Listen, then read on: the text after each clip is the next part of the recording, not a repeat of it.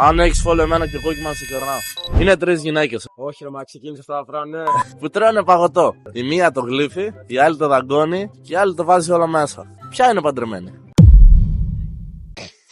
Ποια είναι παντρεμένη? Ναι.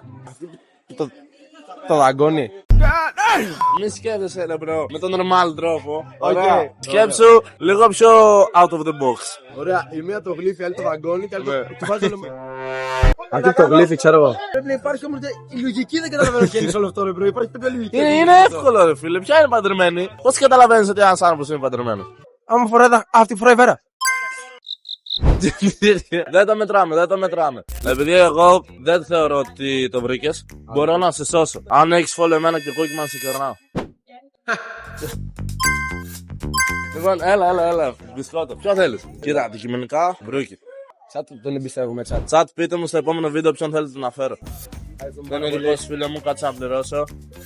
Πες follow πρόδρομο σε κούκκιμαν τώρα. Άμα δεν έχεις κάνει ρε μπρο, δεν κερδίζεις, κατάλαβες, δεν υπάρχει νόημα. Α, εντάξει, πώς τα λες. Πρέπει να τρως ρε μπρο. Μα λέγα follow.